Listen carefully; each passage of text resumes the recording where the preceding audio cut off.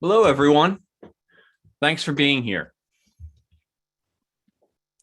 Welcome to STAT's virtual event, When the Barrier to a Breakthrough Drug is That You Can't Make It, sponsored by Catalent.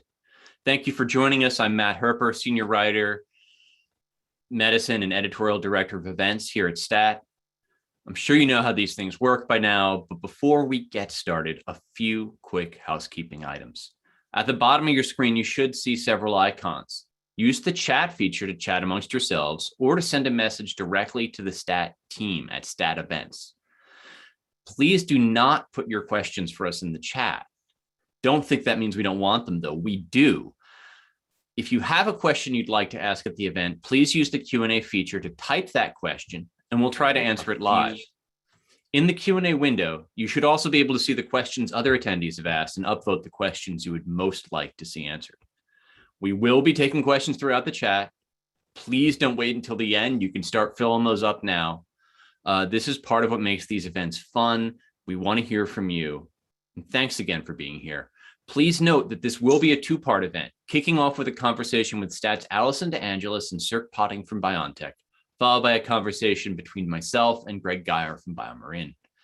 Before we get started, I'd like to welcome Alessandro Maselli, President and Chief Executive Officer at Catalent, for a pre-recorded sponsor introduction. Everybody, I am Alessandro Maselli, CEO of Catalent Pharma Solutions. First, I would like to thank the STAT team for their kind invitation to join this special virtual event today. We have two very exciting discussions for you today. The first from BioNTech on their plans to extend mRNA manufacturing to Africa. This is no small feat indeed. And the second from BioMarin on how they have approached different aspects of the manufacturing process for their hemophilia gene therapy. I'm looking forward to hearing more about these challenges, some of the solutions these two industry leaders have implemented, and perhaps examples of future opportunities for continued innovation and growth within our industry. For those of you that might not know, Catalent is a global leader in enabling our pharma and biotech partners to optimize product development, launch, and full life cycle supply for patients all around the world. Each year, we supply over 70 billion doses of medications for patients globally, from large-scale patient indication to some of the rarest diseases. And we have built an ecosystem of expert capabilities and services designed to enable and accelerate the great innovation of our customers and provide better outcomes for patients. Catalent has greatly expanded its biologics business in recent years, including adding US and European capabilities for cell and gene therapy. Each customer program is unique, and our broad expertise can help customers avoid many of the common pitfalls that can hinder a program, while accessing a significant library of unique drug delivery technologies, which allow us to customize solutions and overcome many development and manufacturing challenges. As we all know, those challenges are more difficult now as the landscape becomes more complex, and there is always a pressure to work more efficiently and with great speed. When you think about the number of new candidates in cell and gene therapies, iPSCs, mRNA, and ADCs, we are clearly witnessing an inflection point within our industry, with success from mRNA vaccines acting as a huge catalyst, validating some of these platforms, while at the same time challenging the conventional status quo. The pandemic aside, which presented its own challenges, of course, the days of the blockbuster treatments are mostly behind us. Instead, the industry is moving towards even more focused therapeutic strategies, built potentially for a patient population of one. Indeed, most of these therapies have relatively small patient populations, and some of them, such as gene therapies, can sometimes cure instead of treat diseases, will actually reduce the patient population over time. CDMOs have a unique position to play here because we are able to offer premium services and assets shared across multiple customers and molecules, and can help our partners to drive efficiencies and streamline manufacturing complexities while deploying capital much more efficiently than any innovator. Catalent has invested billions of dollars over the last 5 years to build a full set of capabilities across biologics and cell and gene therapy. In fact, Catalent has some of the most extensive development, analytical, and manufacturing capabilities in the world, with thousands of scientists and engineers working at our state-of-the-art campuses across the US and Europe, positioning Catalent to be the go-to partner for advanced therapies, much like the ones our guest speakers will discuss today. Our ambition is to maximize the likelihood of a good outcome for our partners, supporting them all along the clinical development journey. As such, we will continue to invest in leading-edge technologies such as GPEx Lightning, which significantly accelerates the development of stable cell lines using a technology that also generates the highest titers of biologics such as monoclonal antibodies, driving down the need for expensive, large-scale biomanufacturing. We have also recently launched our UpTempo Virtuoso AAV platform process, which provides early-stage clients with accelerated timelines for the production of their gene therapy clinical material. With a simplified supply chain, an increase in development and manufacturing efficiencies, and the standardized documentation, our scalable cGMP-ready platform process can significantly reduce the time from gene to clinic.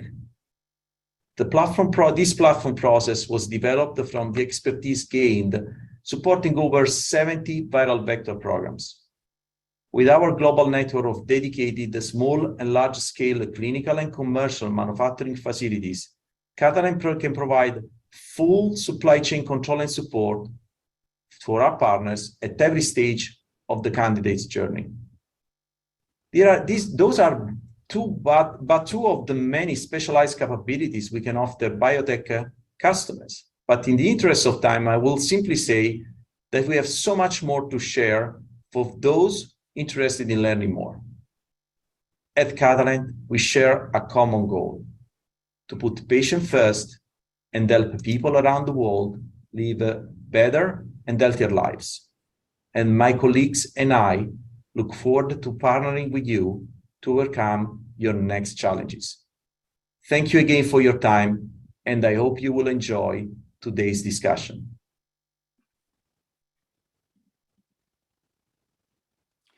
Thank you, Alessandro.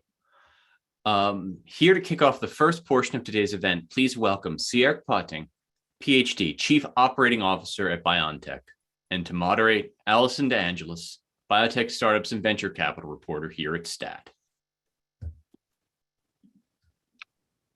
Hi, everybody. And Sirk, thank you for joining me today. I wanted to set the stage. Obviously, it's been a very eventful couple of years for BioNTech. Back in 2019, towards the end of that year, before the pandemic was even really on our minds, BioNTech, the real focus was working on the clinical trials for its cancer vaccines. Set the stage for us. I mean, what was the manufacturing capability at that point? Like, how many doses were you making? How quickly were you making them? Yeah, Alison, thank you so much. Thanks for the kind invitation as well. And I'm thrilled to discuss this. So, end of 2019, we had great challenges. We didn't know that there were these great challenges. So basically, we had a capability of producing individual vaccines. So we built a clinical facility for that. But when it came to large batch for vaccines and so on, we were able to basically produce 1 gram per week of drug substance for mRNA, which is something like 20,000 doses of vaccine per day. Yeah, so that's what we could do, and that's the process. We went into the pandemic, and then we found out that we have a shot at a vaccine. So we knew we had a couple of candidates, and we brought this into the clinic, but very early on we said, if we have a shot at it, and if in case there is a vaccine in the end, we need to produce this for the world. That means 100 million, 200 million, probably a billion or more even. So let's rather start now with the scale-up process. And we sat down and really cleaned the table and said, like, okay, let's think out of the box. How do we overcome this challenge? Like 1 gram per batch, that's not enough. That's when we started to really with the greenfield development. Yeah, take us through how you guys ramped up. It's like my understanding that, there's something along the lines of like 55,000 steps to creating and manufacturing the COVID vaccine. How did that compare to the personalized cancer vaccines? Like, how do you scale up something with that amount of process in it? Yeah, so I think we are happy to do complex things. So we are at BioNTech. We are happy to take these challenges, and that's why we started with the let's call it the uncommon part of like the individualized vaccine. So that's something when we started to actually discuss with pharma companies in 2014 around, they said like, well, you can't really do this because it's too expensive, it takes too long, and so on. We said like, no, we have a process, and we have a semi-automated process that we're establishing right now. And so we went through a slew of complexity things already, and actually brought up a facility which could like produce about 1,000 patients, clinical patients per year. So we harnessed that complexity. So while developing the process, we built the clinical facility already. So that's why we said in the framing of the pandemic, we said, okay, we did this, so we can probably tackle this large scale problem as well. Small work, so let's do the large scale problem. And we really sat down and said like, okay, 1 gram is not enough. And we basically had like a Hail Mary scale up process. We said like, okay, to be ready by end of the year, so we have to scale up from 1 gram to 350 grams or something by summer, first to 10 grams in summer, and then late summer we have to be at 350 grams, and then they have to scale it out to a couple of facilities. So, and we just ordered all the equipment that we needed for this whole process, and really started in March 2020 already, very early. So just after the lockdown started with all of these experiments. I mean, it helped to get a partner like Pfizer on board, of course. So we basically developed the scale up. And then once we were done with the scale up, we were able to hand it over to our partner Pfizer, who then implanted this with a tech transfer in their big facilities. And while they were doing that, we actually bought the Marburg ex-Novartis facility and built out our own facility. So it's really like a great tech team. And this Hail Mary pathway actually worked. So we didn't know, but we just went down the path, and luckily enough, and with a lot, I don't know, willpower, we got through this. Yeah, it's interesting to hear you reference, I mean, back in 2014, talking to potential pharma partners and manufacturing being brought up as an issue at that point. Like I had heard that, when you were negotiating the 2016 collaboration with Genentech, that was also a big part of the conversation, was how do you manufacture RNA therapies? I mean, at the time, we didn't have any on the market. I'm really curious, those assessments from like the 2014, 2015, 2016 era, when you get into a situation like you're in February 2020 and, March 2020, when you pulled those assessments off the shelf, how did they hold up, over the years around how you thought manufacturing would go?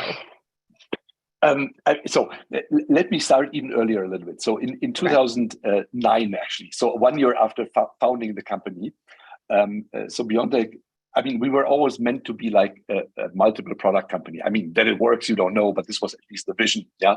And we wanted to do really innovative things. And innovative things, I mean, starting with mRNA, and our founders have been doing like mRNA research already for 20 years.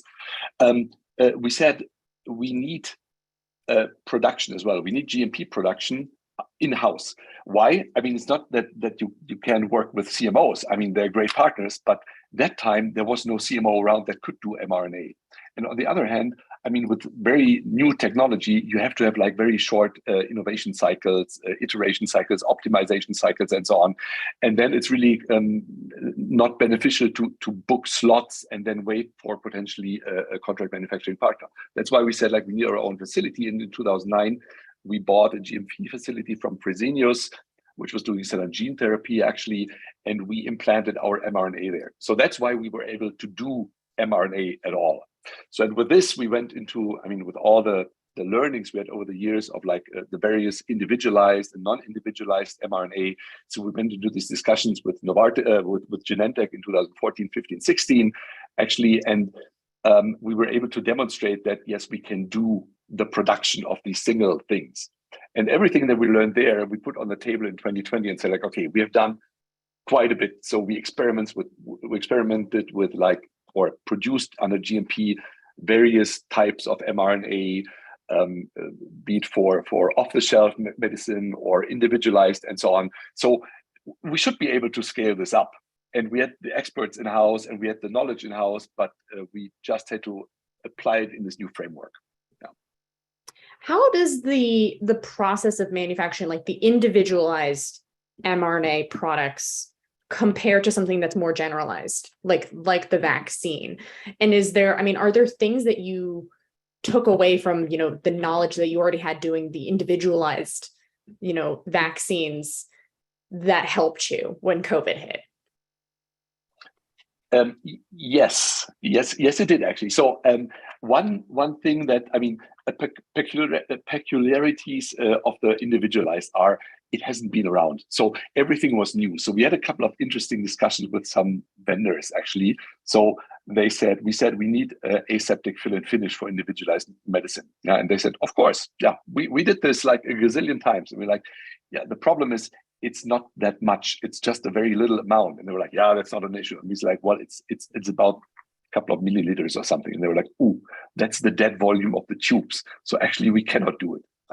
There were a couple of fill and finish experts around, and we found some machinery that did it. But in this individualized world, everything is to a certain extent new, I would say. Yeah, and so we learned you find solutions and you find partners around this, but not everything is obvious. So you have to look for some partners. And on the other hand, what we learned is the turnaround time of our individualized vaccine was in the beginning was like 3-4 months. Actually, it was highly manual. Every second went to like 40 people or something. 3 or 4 months or so. It took a while, and we had to shrink this down in the automated version to where we are right now is about 4 to 6 weeks. And what helped is actually to shorten down the release process. So we had to find ways to not have the individualized vaccine sitting around for weeks and weeks for release. With batches, it doesn't matter. Yeah, you release a batch and you have like gazillions of doses and so on in a normal stable process. But with individualized, it's really a matter of like the patient has to get it as soon as possible. So we found ways to shorten this. And this is one thing that we took over to the commercial product, the Comirnaty.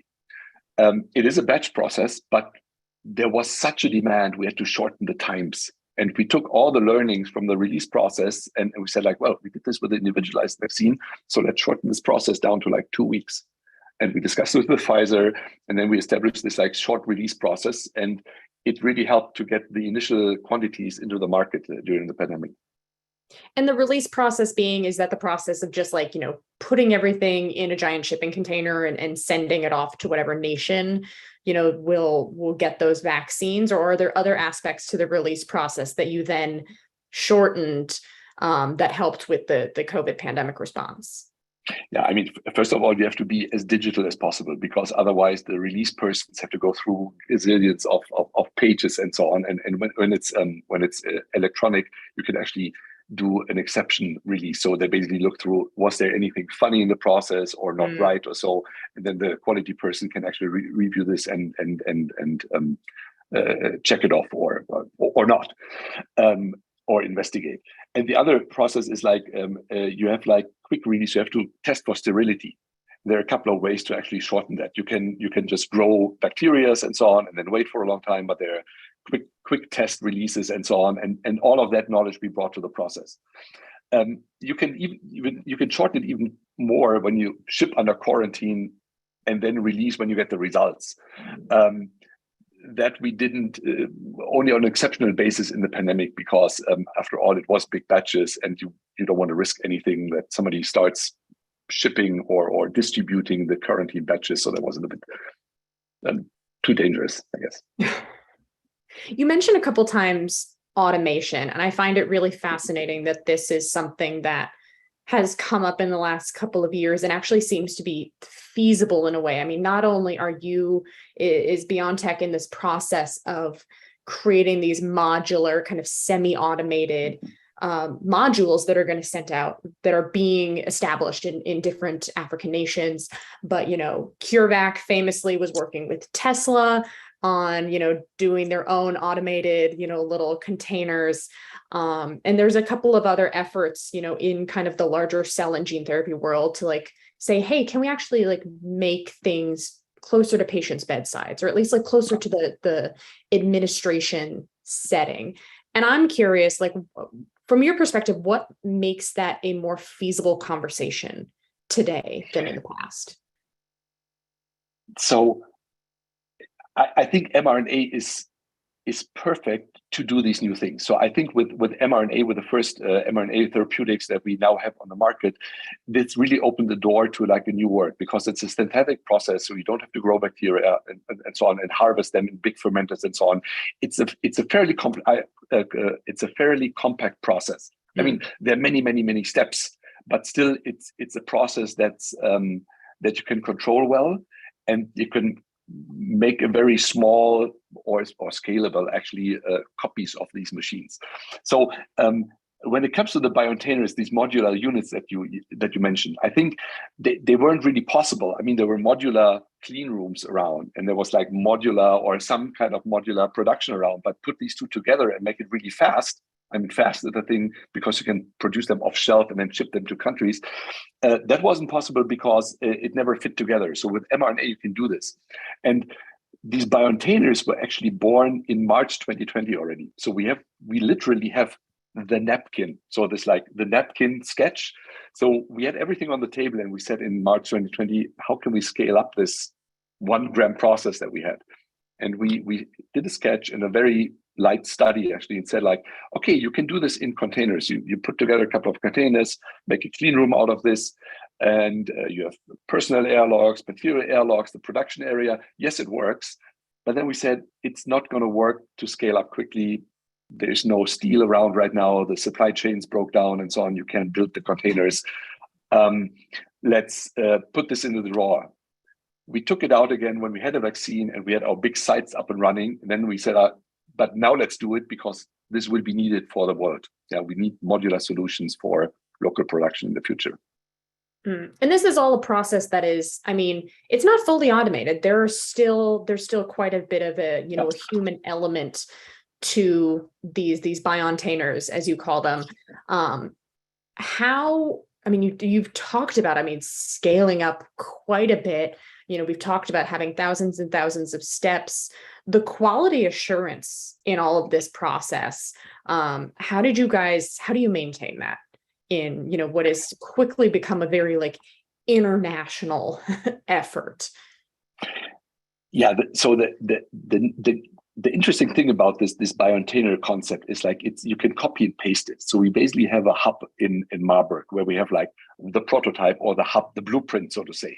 And we validate all the processes, we validate all the equipment, we validate all the software in these things. And when we ship them, for example, now to Rwanda, to Africa, this is an exact copy of what we have in Marburg. So basically you can switch it on, you can run all the automated validation and so on, and basically switch it on. And you have to talk to the local authorities, of course, for local authorization and licensure and so on. But probably this will only vary 5 to 10% from what we licensed in Europe. So that's why, by maintaining this strict copy, you can really copy the quality of this fairly complex process into the world. And then you have a local manufacturing, but it's the same vaccine that we do in Europe, the same vaccine that we do in the US with Pfizer.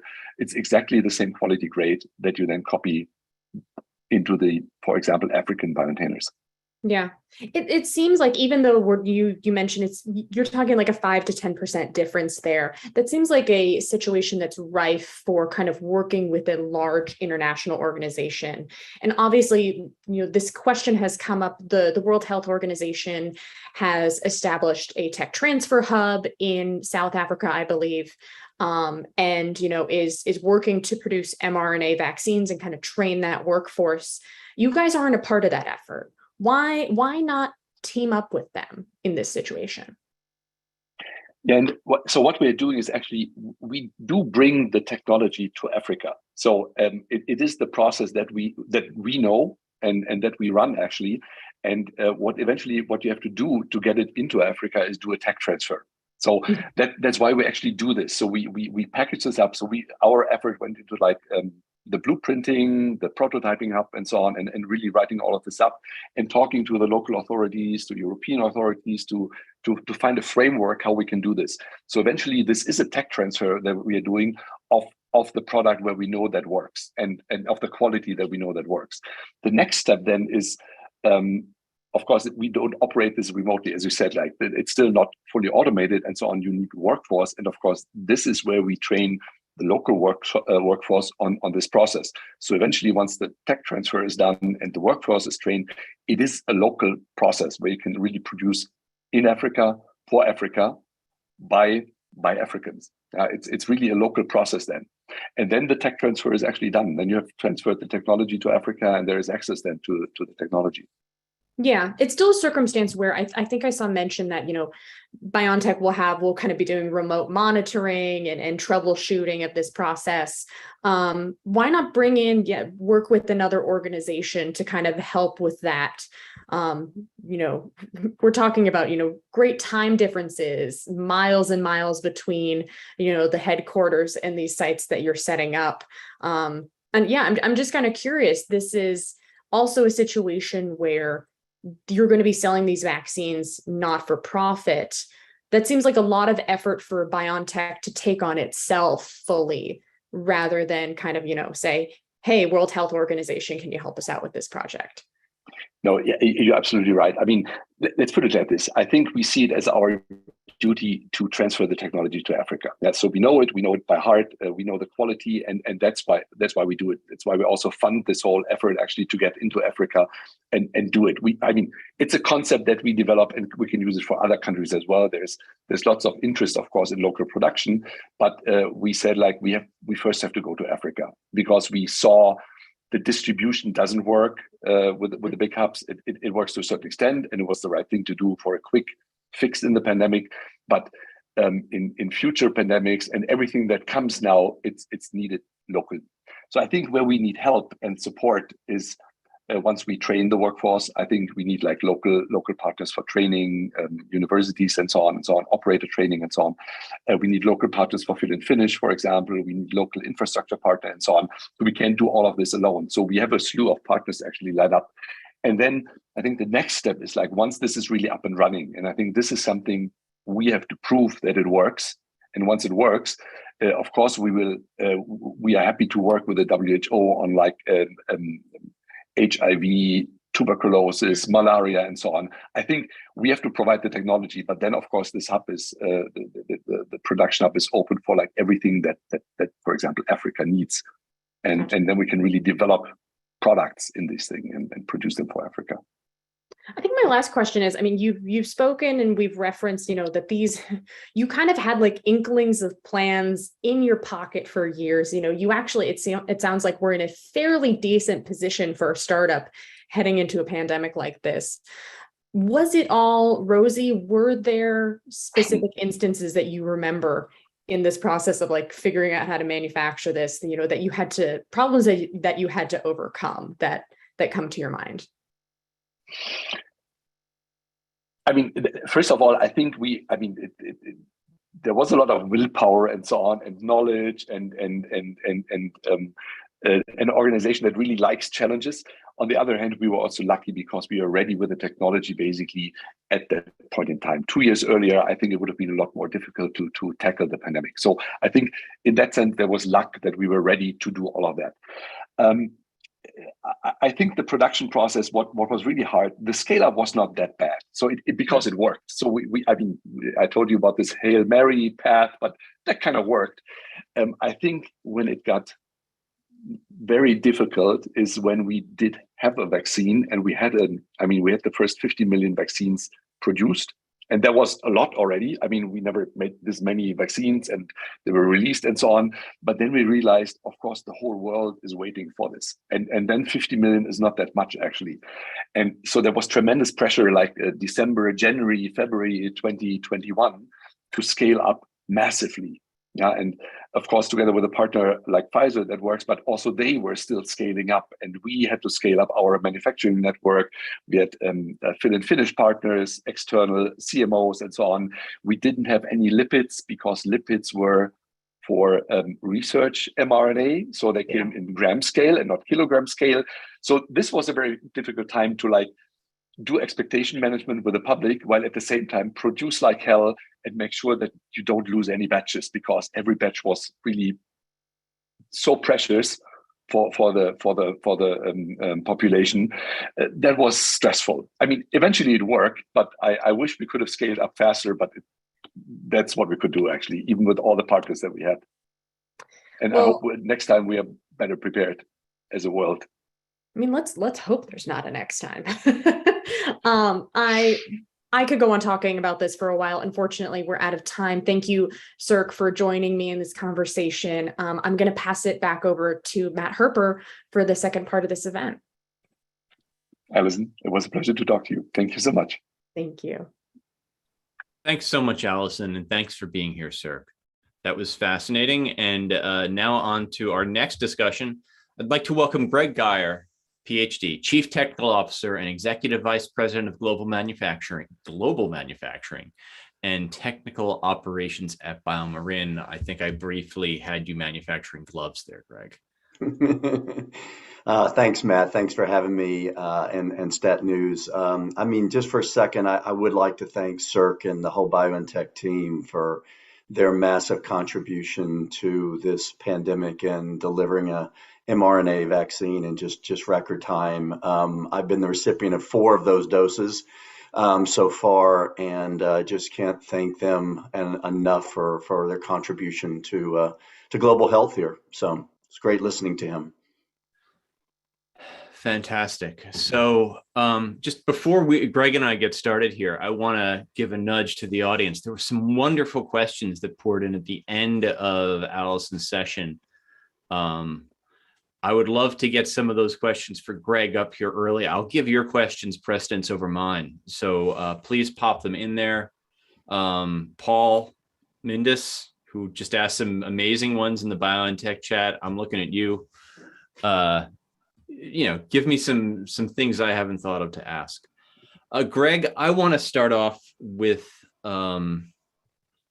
have an interesting career history in that you have sat on both sides of the fence that most people in pharma work with. You've been at the FDA, and then you've had a long career in the biotech industry. So when we talk about these manufacturing issues, and we're going to talk about manufacturing of gene therapy here primarily, although you guys also make a lot of proteins, What do you think what is it the regulators are looking for? Like, give us a second to think about this from their side of this problem. Yeah, I think Matt, I think it's a great question. I mean, when you look at FDA, obviously at the focal point is the safety and efficacy of the products that they have to approve.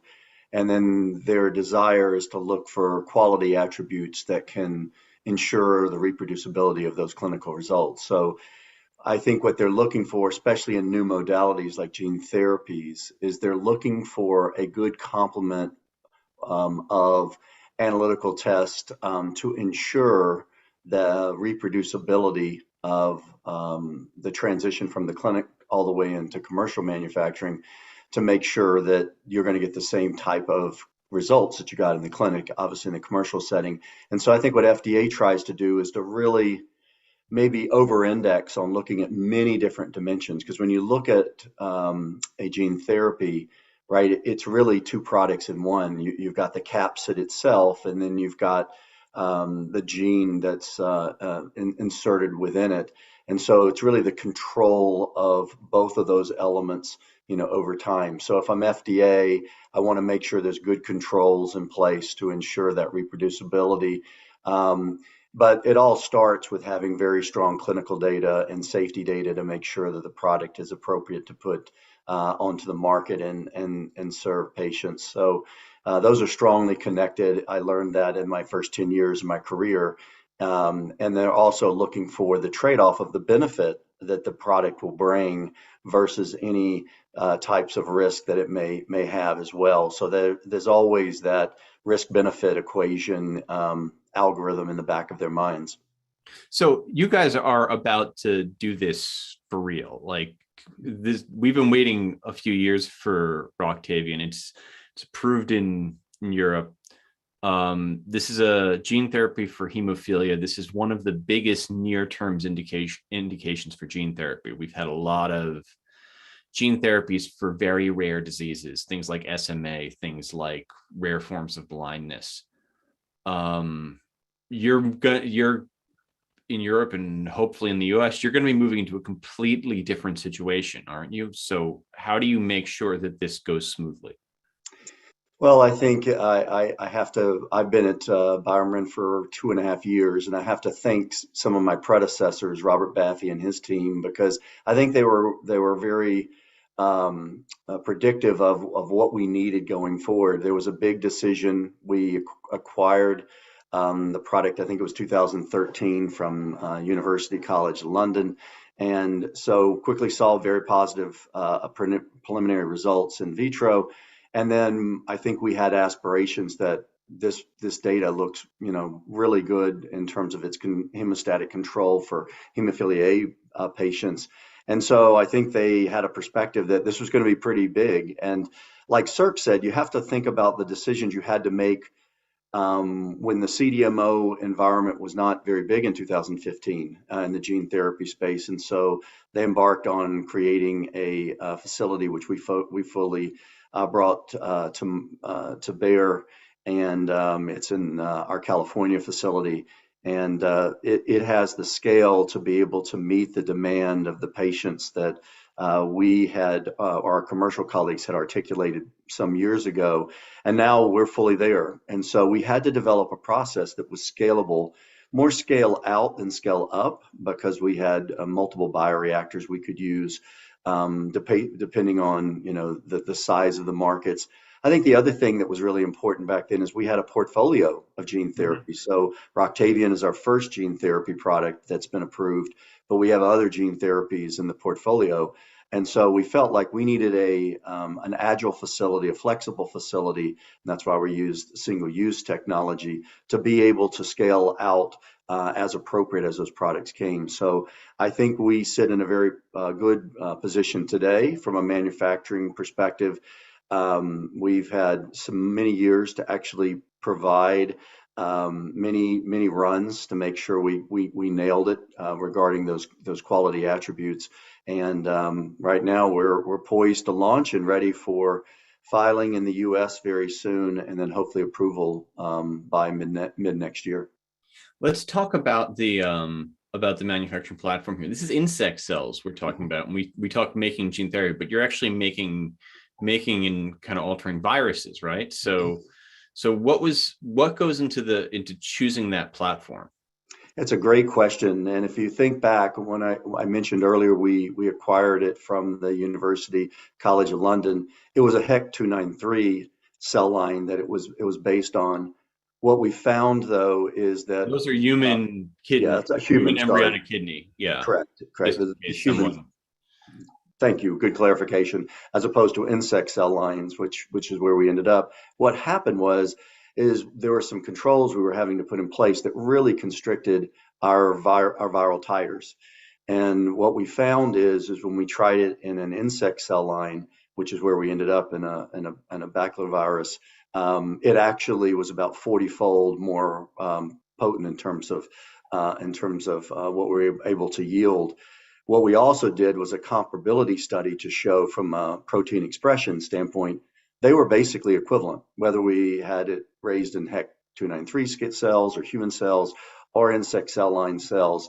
There was no different in protein expression that we saw in the mouse model. And so that gave us confidence to say either one would successfully deliver the product, and we ended up converting it full bore to a insect cell line just because we didn't have to make as much to get the yield. The dose is a 6E13 vector genomes per kilogram, which is a pretty good sized dose. And we Yeah. felt like if we stayed in human cell line, we're going to have a lot more capacity to deliver the same dose. So for those reasons, we migrated pretty quickly. I mean, early on in the development program, so all the clinical studies were done with the insect cell line, which has actually served us well. I mean, the Spodoptera frugiperta, fall armyworm, which is also where some of the Novavax vaccine and the Sanofi flu vaccine are made. And so we may end up owing a lot to those bugs or their cells anyway. Yep. Now, you talked a little bit about this. You mentioned in passing, but the CDMO environment at the time. Do you think that kind of scale up makes sense for a company now? How is the environment changed if you're launching a gene therapy? Do you always want to own it all in-house? Do you sometimes want to own it all in-house? I mean, we heard a similar story from Sarah where like they had to make it in-house because it didn't exist. Now we're hearing all these companies that say they're going to be the partner of choice for you guys. Like, how do you handle that balance? Yeah, it's a great question. And I would say normally, if it's a well-established, modality like a biologic monoclonal antibody, you probably would have one internal node and an external node to help you with manufacturing where you'd have dual sourcing. Because of the newness of gene therapy, and at the time we really had no great option. Today, I think you do have options. You heard Alessandro at the beginning. Catalent's created some capacity. There's other companies, Lonza and others that have created, Thermo Fisher, that have also created some capacity. So I think that is a bigger decision today than we had.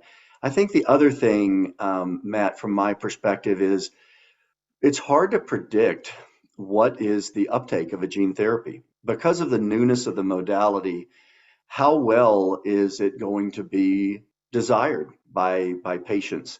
And I think you want to kind of own that scale. And so we felt like this allows us the flexibility to scale up or scale out as we need to, but also kind of control the rate at which we manufacture so that we don't build too much inventory and potentially obsolescence at some point, but also make sure that there's never a patient that we don't have product for. So that balance for right now, and again, gene therapies, as you said, most of them are relatively small. You don't need a lot of capacity. When we look at hemophilia A, we estimate probably around 12,000 patients globally could meet the criteria that we've set for our product. And so then that means that you're going to have to make sure that you have to move with that growth. I mean, as you said, right now we're only approved in Europe, but as that grows around the globe, I think that number could grow significantly. So, and that's why we controlled it. And to the other side of that, there are options for those patients now that weren't there when you made this decision. I mean, Hemlibra being the obvious one, the Roche hemophilia drug, great medicine, right? So you could end up. We haven't had a real big hit in gene therapy yet. I mean, the biggest is probably Zolgensma, but it's not clear how quickly this is going to get adopted. Yeah, I mean, we look a lot at the infrastructure and some of these markets, and we've obviously talked to a lot of the key opinion leaders. I think the real benefit is, I think it's underestimated still, even with products like Hemlibra and some of the other products that are doing that are better than the alternatives before. I think there's still an incidence of breakthrough bleeds and other things that occur, and plus just the routine of having to continue to have injections. I mean, what we're finding in our patient population, as you know, we have the largest phase 3 clinical trial in gene therapy of 134 patients for almost 3 years now. What we're finding is those patients have a freedom, a quality of life, which they underestimated, and that they don't worry about bleeds. They have hemostatic control and that they feel free. We have some really great testimonials of some of the patients in those trials that don't worry every morning about ankle bleeds and things. So I think that get bleeds in my knees, right? I mean, exactly. it hurts. and they don't know when they come, but they always, or they hit themselves. So it provides a quality of life that these people have never had. And so I think there's a tremendous attractiveness for that. And plus, I just think that it's, it's time for some of those patients to really make that decision. And I think the durability question, we continue to tell the story, but we obviously have some of our early trials out to 5 years with very strong hemostatic control. We believe that's longer. We don't believe it's a cure, so we don't think it's once and done. But back to your question earlier, the interesting thing on gene therapies, though, is trying from a manufacturing perspective. We're so used to making chronically dosed products that we just keep adding more and more facilities and scale. When in this case, a patient takes it one time and they never take it again. So trying to predict how that's going to come over what period of time creates a supply chain conundrum that we haven't really dealt with for some of the other products that I've had my whole career. So that also leads us into flexibility with kind of this one-time dosing of a patient, and then you just have to find new patients. Some amazing questions coming in from the audience. Paul Mindis, who I called out before because his questions on BioNTech were so good, has a question about outsourced manufacturing. What are the risks you face during clinical trials before ramping up when you're relying on contract manufacturers to sustain quality assurance initially done in-house? How do you handle that switch? It's great. So first of all, you have to establish, as I was saying earlier, you have to establish the battery of analytical tests that you need to ensure for yourself that you can predict, the quality of the product, again, which connotes the safety and efficacy that you had. So, I mean, like for today, we have about 40 unique tests that we run in the drug substance on the drug product side to basically characterize and ensure all of that. Some of those techniques, especially the cell-based potency assays, are very tricky. And so, having control of those as we come up to speed in this area, it just gives you more confidence that you're able to do that assessment and really train a few people on each of those assays, because they aren't just standard battery tests that we've run in this industry. So I think that control, especially for launch, really makes for that continuum from clinical all the way to commercial launch. I think it makes a lot of sense to kind of control that. And it's not to say CDMOs couldn't do that, but I think you want to reduce as many variables, especially in the early phase. I would say, if we become confident that, here's, we said 40 tests, say there's a battery of 20 that are kind of the standard. And again, we may not know that for a few years.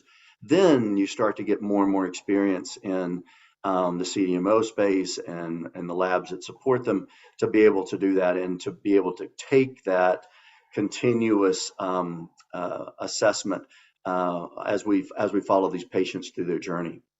Werner Braun actually had a question about that that you sort of answered, but so you are expecting an initial peak here, and you probably don't know when it comes, right? Like he used the Sovaldi example, but when do you, at some point, you're going to have treated most of whatever that population of 12,000 patients is, or some large number, and you're going to start to decrease how many get it. But at the same time, I don't know how fast that happens. I don't have any intuition for this at all. I mean, do you guys? Yeah, it's a great question. It's one we debate all the time. So, when I look at it from a manufacturing perspective, our job is to always make sure we have product available for patients. So we look at things such that, well, what if that happened? So our whole world is about scenario planning. And we're able to meet almost all those scenarios in terms of what that rapid speed is. Now, part of it is those 12,000 is global, right? So Europe is only a part of the marketplace. US is a big market, and then Japan's a big market, but those will happen over a period of time that allow us to say what is the adoption rate and start to get better in intelligence on that. But yeah, that peak could happen over quicker for some markets, and then maybe take more time for other markets. Question about the baculovirus platform. Matthew Stork notes that baculovirus-derived viral vectors may have different post-translational modifications versus vectors produced in mammalian cells, which could impact potency. Is this at all a concern for this or future programs? Yeah, I mean, again, that's why we made this transition very early on in the program, so that all the data was looking at equivalent. Ultimately looking at protein expression. We want factor VIII expression is the end game, because that's what gives you the hemostatic control.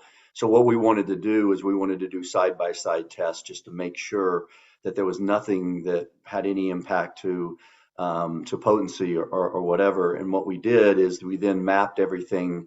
All our clinical trials were in the baculovirus, the insect cell line, so that we could get a very good establishment of the potency, again, from a pretty complex cell-based assay, and then look at those as it gave us the appropriate clinical results we were looking to, so we could map that potency to expression levels, protein expression levels in humans as we did the trials. So it provided us what we needed to be able to get the dose, and more importantly, the hemostatic control, the response we were looking for in those patients.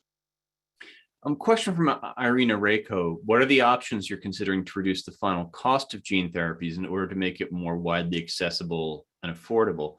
And I'd want to add to that, how much of the big sticker costs that people see for gene therapies really are manufacturing? Because even though I imagine manufacturing is a big cost here, I imagine a lot of that has to do with R&D costs and market risk and all those other things that contribute to pricing a drug high, right? So how much can we bring down manufacturing costs, and how much is that the issue? So I think, obviously, anytime you have a product, the question is, what is the value proposition of that product, right? So whenever you're looking to get agreement with payers around the world, they want to know, how does that compare with the standard of care? So if you look, you use the reference Hemlibra. Hemlibra is about, I think, $640,000 a year. So if your hemostatic control is for 5 years, that's $3 million that it costs the healthcare system to stay on Hemlibra. If you can charge less than that, then you have a significant value proposition, much less just the improved quality of life of patients. So you actually have to demonstrate what is the value proposition against the standard of care, which is basically what we're doing. And if that durability is like 7 years, then you can imagine that's even more of a benefit. And what payers have to do is to decide on, obviously they want to get better efficacy, better safety at a lower cost. And that's what we want. And so that's what we're trying to create by this. So the price is more reflective, not so much of the manufacturing process, but what is the value proposition to payers and to those organizations that oversee healthcare costs in their country every day. And then what we've done, as you've seen in Europe, is we've given them some insurance. We've provided where if the product doesn't work, then we'll reimburse them for the years that they didn't get the hemostatic control. In other words, if we guarantee 5 years, they pay a fee, say it's $100,000 just for math purposes. Then if it only worked for the 5 years, then we pay them back the $20,000, the fifth that they give it. So that's how confident we are in the durability, that we're willing to put these outcomes-based agreements in place, and that's what we've done or are doing in Europe, to give people that confidence that the payers are going to get that kind of return for their money. So that's the calculation we use, and that's how we work with our payer groups. Kevin Doxson in the Q&A also has an interesting question. What's the future of place of care manufacturing for gene therapy? Are there cases where you're going to want to manufacture it there? Or is this a case where it's better to make it in one place and ship it around the world? How do you think about this? Well, right now, if you think about our company is a company of rare genetic diseases. And we have really good distribution systems for very small volumes for patients all around the world. So we have a great network that we're plugging into. Roctavian just happens to plug into that network. But we already send products from California, from our facility in Ireland, all over the world through a very streamlined distribution network. That is very one at a time. As we were talking about earlier, it isn't all big volumes everywhere. It's a few here and a few there, but that's been the nature of BioMarin's business since the inception. So it's something we're very good at right now. There's no plans to expand beyond California, our plant there. There's thoughts about what we would do if that ever is the case, but there's not really a need for local manufacturing per se, just because the volumes are not huge per se, and also those patients are going to be very well distributed. It isn't like they're concentrated in a certain part of the world. So right now, I think we will just leverage the distribution centers and make the product in California. So as you move into this process, as you move into like what will probably be one of the biggest gene therapy launches ever, how do you, what keeps you up at night? You got to be worried about something. I'd be worried about everything. What are you worried about? Well, I mean, it's like any product when you launch it, especially a product in a new domain is, we have 134 patients in our clinical trial. As I said, biggest gene therapy trial ever. But it's about to go into the hands of thousands at some point. Are there any results that are unexpected? Is it better? Is it the same? Whenever you put it into that wide of, going from 134 to thousands of patients, you always think, is there something that we'll find out that we didn't expect? So that's, that doesn't really keep me up at night, but I think about it a lot in terms of manufacturing and how much capacity we create as well. Right now, I'm focused on making sure that every patient that needs Roctavian gets it when they want it. At the place that best serves them, and it could be even at home. So these are the things that we're working on right now. But your process runs well. We have contingency plans. Also in the middle of where we have earthquakes and fires and stuff, which we have a lot of mitigation plans. But there's, as we see the big hurricane in Tampa today, you don't know what you don't know. So you have to, in our business, you have to look at business continuity in a way that really makes sure that you can always support those patients who need it, even when things that you don't control happen. So right. Well, you don't know when Tampa is going to hit by a hurricane or California is going to get hit by an earthquake, but you're pretty sure it's going to happen. Having family in the Tampa area. So hopefully they're all well. Yes, so far as I know, but yeah, there's a lot of hurricanes that hit. Okay, I think that's about it for time. Thank you so much, Greg. This was fascinating, and thanks to Allison and Sir for the session before. And thanks to you in the audience for asking some really great questions, and thanks to Sir and Greg for answering them. Thanks again to our event sponsor, Catalent, and to all of you out there for taking the time to join us. Be sure to check out STAT's next virtual event, Biosimilars Meteoric Moment, taking place on October 12th with the illustrious STAT senior writer and PharmaLot columnist Ed Silverman sitting down with a panel of experts to discuss what's next for biosimilars in 2023. More information about the program and how to register can be found on our website. Thank you to everyone. Stay safe and stay well. Thanks, everyone. Thanks, Matt. Thank you, Greg.